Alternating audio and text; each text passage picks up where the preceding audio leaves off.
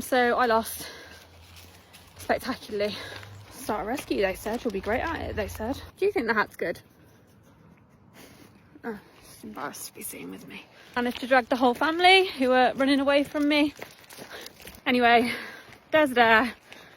I'm out in public, looking like this. Look at it.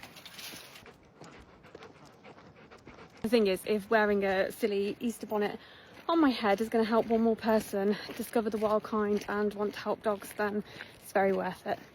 As I said in the diaries on Friday, raising awareness for rescue and rescue dogs is really important. Certainly awareness now, aren't I?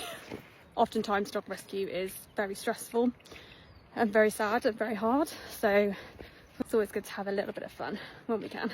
And if this is the first you're seeing of us, obviously I've made an excellent first impression. Or you're looking to adopt a rescue dog or help a rescue or volunteer support, please follow the wild kind. We're hoping to build something really special with the wild kind. We have a base, we've registered for charity submission.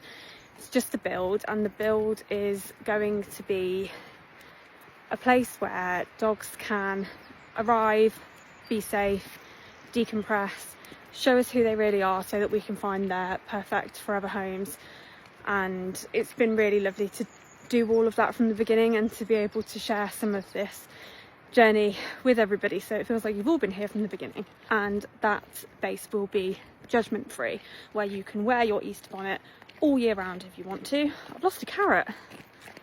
So follow along, support where you can. If this bonnet has gained us a minimum of 1 new follower, it's a good job done, I think.